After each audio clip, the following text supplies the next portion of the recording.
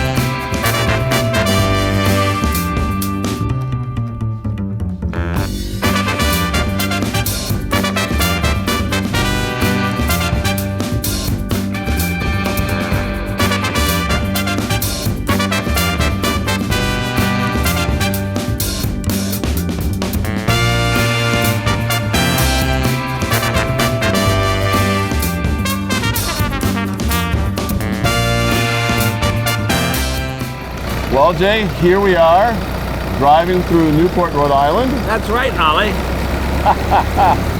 In this wonderful 1907 Ford Model S. Well, this is the precursor to the Model T, isn't it? Exactly. This is sort of this wonderful bridge between the old Ford Motor Companies, both of them, right, that built a variety of cars, including some very expensive cars. Right. And Henry decided that that's not really the market he wanted to be in. Right. I think even this model was a little fancy for him. A lot of brass work, a lot of bric-a-brac he didn't feel was necessary. It is one of those things that people only think of early Fords as these very Spartan Model Ts, all in black, no trim at all, but you know, this was the early Ford. Well, this is probably a good place to get rid of some of those rumors, like the one, any color you want as long as it's black. Not true. You could get almost any color you want. The reason black was popular is because it was the fastest drying color. So he could turn out way more cars per hour, put them in the parking lot for an hour, they were ready to go, as opposed to reds and greens, which took a lot more time. Yeah, I love that wonderful picture that you can see of Ford Model T bodies drying outside the factory in Detroit. This is also a very interesting car because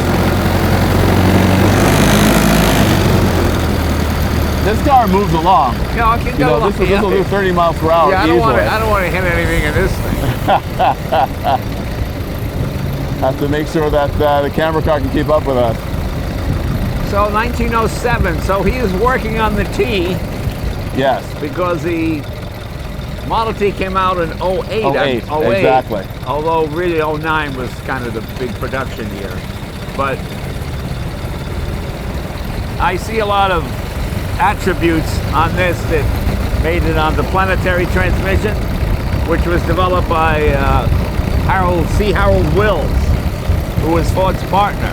Genius. He invented the Ford logo, which is still used today. The wonderful blue oval. And it's amazing how smooth this is. Smooth, it takes hills really well. Yeah. And when you also think about, we think about the innovation of Ford and the V8 from the middle class. This was also an innovation because this car was not inexpensive. It was $750. Right. It was certainly not a cheap car, but it was a 4-cylinder, not a 2-cylinder. Right. And so, Henry Ford was always thinking, much like we talk about Jaguar, it's sort of offering more for the price point wherever he could. Right. I think it's a great part of his success. What was so fascinating about Henry Ford to me is the fact that he was very much a farm boy. Right. But he hated farming. Exactly. Yeah. He wanted to make the life of the farmer better and easier. Right. And that was so much to the core of what he was. But it's very interesting that the reason why we're in this Ford Model S today is because the house that we're going to see is a very interesting interpretation of a very, very, very classic style. Yeah. And I think that the cars that we've got today are also great iterations in a very, very different way. Hence the tenuous connection. Of very classic cars. Right. This is a Ford, but it's not a Model T. Right. It's got a lot of style and dash, and yet it is still tied to the Ford legacy and everything that would come after. So it's going to be very interesting to see how we look at these cars that we have today. They also all have in common another factor, which is that they are soft-top cars. Now, of course, back in 1907, that was an easy thing because there were no hard-top cars. And like you, Henry Ford used to wash his hair in kerosene. Did you know that? Exactly. That's why. Yeah, that's right. Oh, did you know that? He used to put kerosene in. You know, that's a funny thing that you mentioned that too, because I know you, being the master mechanic that you are, I am always tickled when I read about maintenance, and the first thing is you always wash everything in gasoline. Right. You know, that's how you clean it. You just kept this open can of gasoline in your shop. There you go. And you just dipped everything in it to clean it. Yeah. And you clean fabric with gasoline. You know, it's, and then while it's drying, take the car out for a little drive while smoking a cigarette or a cigar. Yeah, that's me. Cigarettes and cigars. Oh, that's a great house, isn't it? Oh my God. Yeah. You know, I'm proud the Audrain Museum has chosen J. Leno's car care products as the official car care product of the Concours. You know, you're not supposed to use that in direct sunlight. Yeah, but I'm working on my tan, Jay. Okay. Hard to get help. But one of the other things I do want to say about this, and again, something that I know that makes driving various cars so much of a pleasurable experience for you, is that I have fallen in love with brassier cars recently. And I had the chance to drive this car on the 2023 Audrain Newport Veteran Car Tour. 50 miles from Newport, Rhode Island up to Bristol and back in the drizzle and rain. Yeah. And it's much more pleasant driving it today here on this early Well, that's because I'm here. summer. Well, of course. Wow. You know, you got to come to the next one so that you can have the great pleasure. But, you know, driving a car like this, a car this old, in the manner in which the makers intended, is just to me so incredibly magical. And it's funny how naive people were back in the, you know, you know Pennington, the great con man. But con men were rife at this period. You know, there were guys that used to hide gasoline into frame rails and then tell farmers it ran on water, and they'd fill the gas tank with water, and oh my God, they go driving, and they'd sell them the thing to get it to run on water, and of course, there's nothing, you know. It was a brand new world, and you know, Newport is a place that has had many iterations from its founding in the 17th century through the 19th century and the Great Gilded Age up to today. So we're going to get another sampling of an interesting part of Newport history, and we'll see how that works out.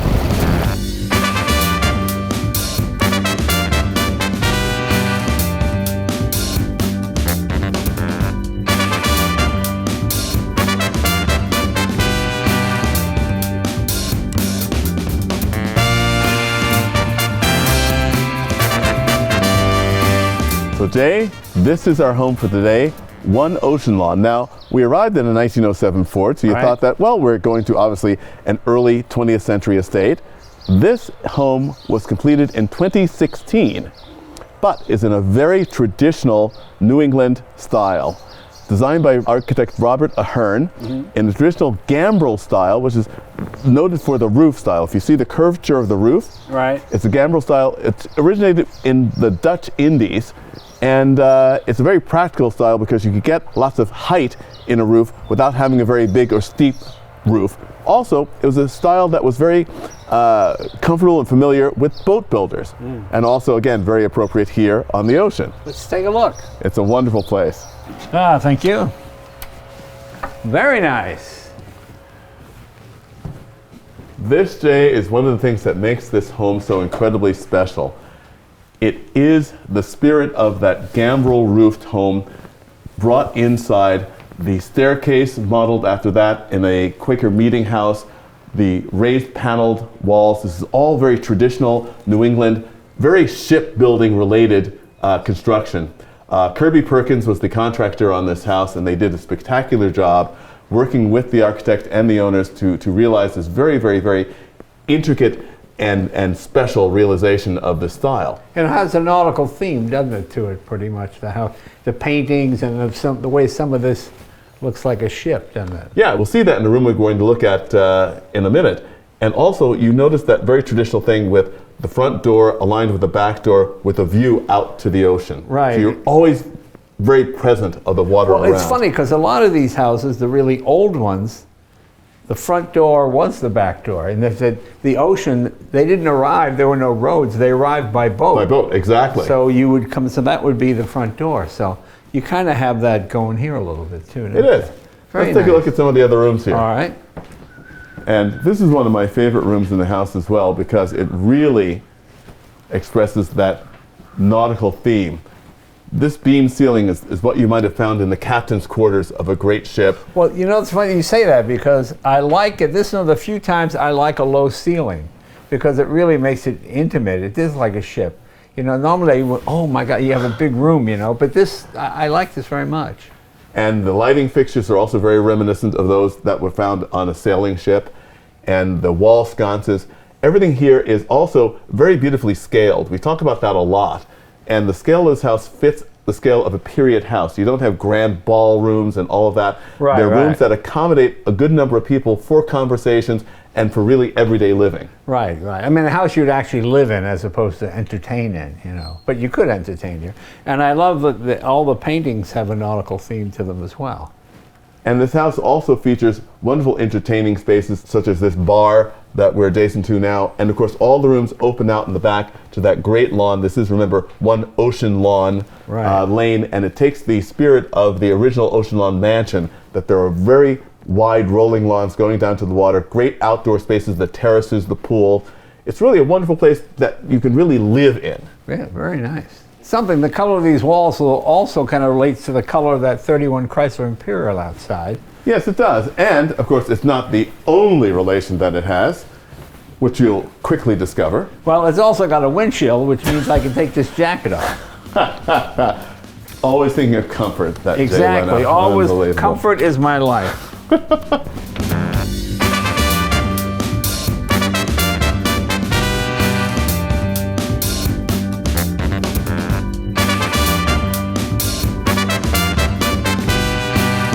This Chrysler Imperial is a wonderful example of classic design of its time and yet the end of an era.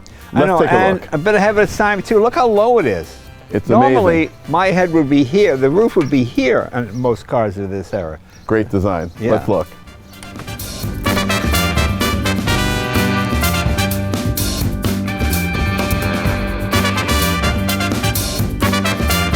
Yeah, these were 3-speed gearboxes because it was one less gear you had to shift. They would advertise the car had so much power. You know, we go 0 to 60 as the measure of power. benchmark, yeah. But back in the day, you'd slow a car down as slow as you could get in third gear and then nail it. And if it could pull away without snatching and clutching and grabbing, oh, that was real torque. That was real power.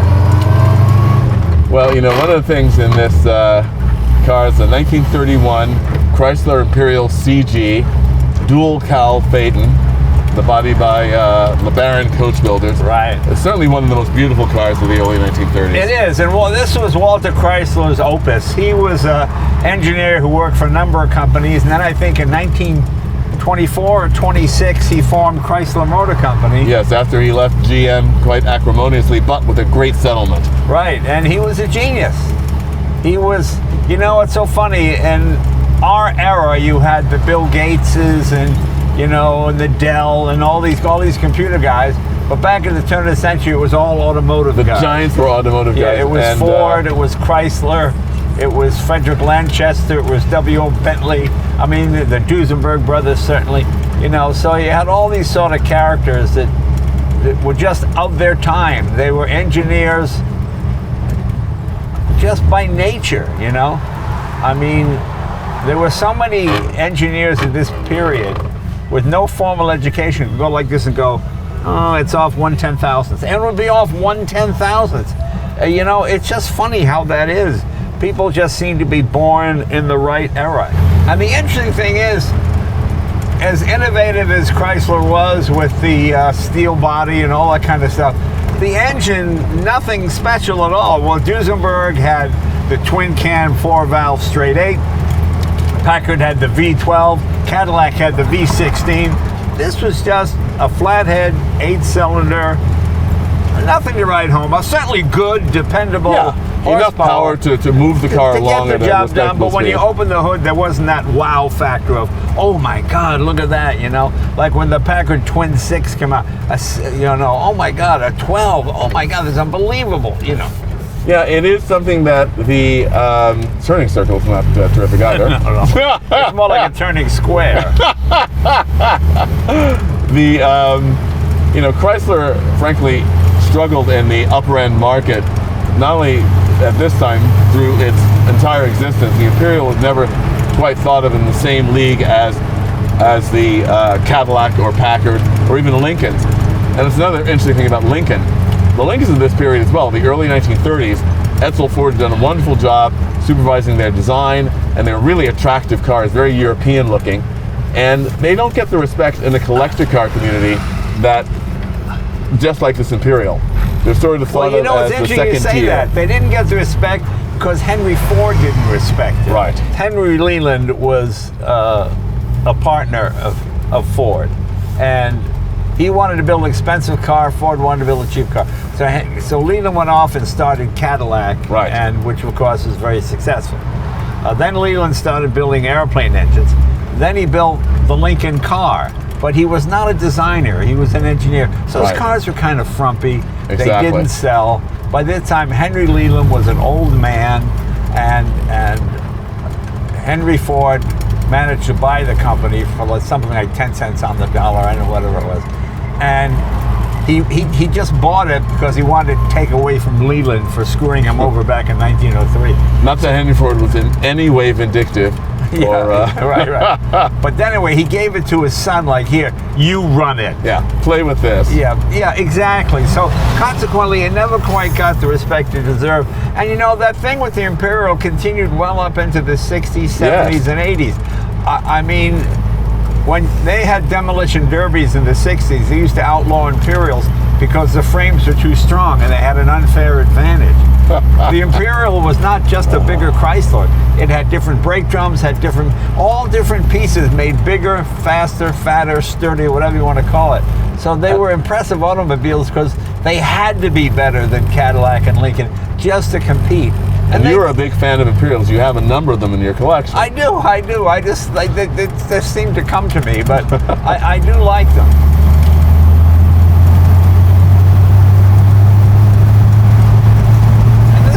Along pretty good. So we've sampled if not a luxury car, certainly a very fancy car from the Ford Motor Company of 1907. And now we've sampled this very fancy car from the Chrysler Corporation of 1931. And our next car is going to be the fanciest yet, and a car that you are very familiar with indeed. Yeah, let's give it a shot.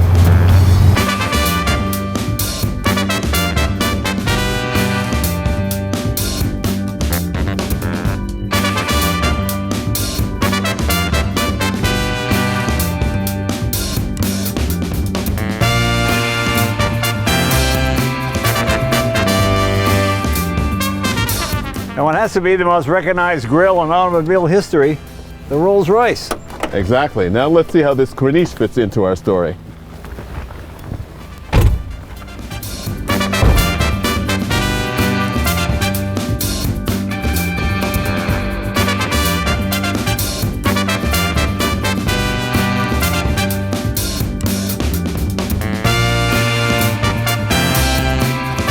So Jay, we've moved a bit from our first open car ride, the 1907 Ford Model S, to this 1983 Rolls-Royce Corniche.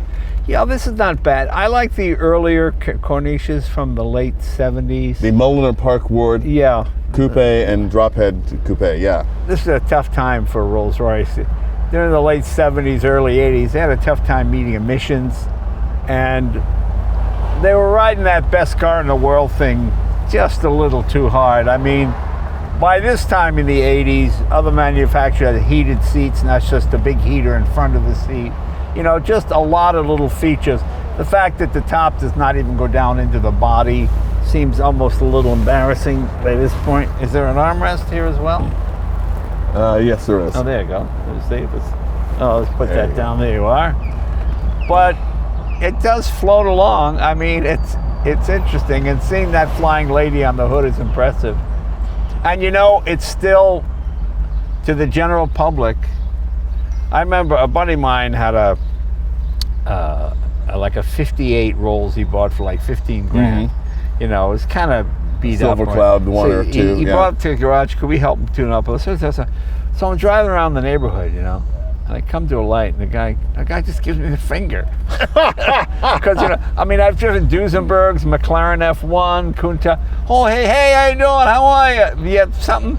I look like the landlord. I look like I'm coming to collect the rent, you know. And the guy just gave me the finger. I go, hey, what's that all about? And he starts to laugh. Hey, driving a Rolls Royce. You're the guy in Monopoly. Yeah, all of a sudden. You're the Monopoly guy. But, you know, it's very interesting, too.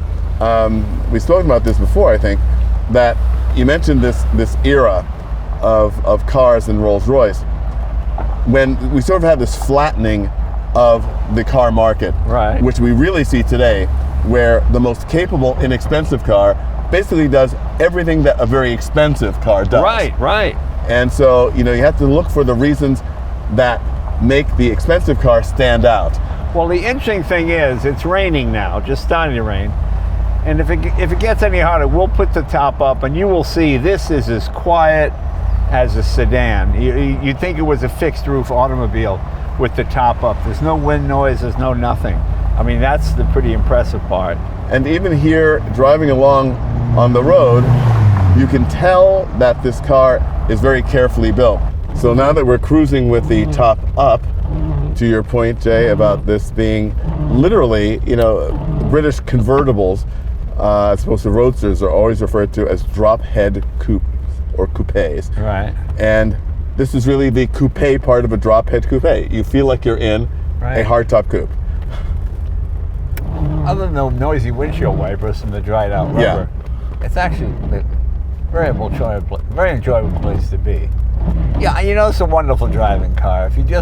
Sometimes it's fun to get in something like a McLaren P1 and visceral and fast, and sometimes you just want to float along, you know, like on a cloud. And wafting along. And it's interesting that, you know, there are cars that do this. Obviously, you know, Cadillac convertible of the 1960s. This car, a Mercedes 280 SE convertible. But, you know, somehow in this car, there is a great combination of comfort, but yet not feeling totally disconnected from the road. Yeah. You know, you still sort of feel the road in a way that you don't in a Cadillac, and you don't feel the effort of the car the way you do in a Mercedes, a big Mercedes convertible. And to the point that you were making earlier about the reasonable values in pre-owned Rolls Royces, they can be bought very inexpensively, but because they are complex cars that were very expensive when they were new, they have to be maintained. Right. And getting into a car that has a lot of deferred maintenance can be an absolute nightmare. Yeah, I know. Yeah, that's tricky. You can easily spend twice what the purchase price was on one. But I think that overall, we have seen today with our House 1 Ocean Lawn, the 1907 Ford Model S, that 1931 Chrysler CG Imperial Dual Cal Phaeton, and finally this 1984 Rolls-Royce Corniche, that the enduring quality of classic design and luxury, no matter what form it takes, is really something that is eternal and very Newport. Yeah. I think all three of those vehicles are very, very, very much what Newport's all about.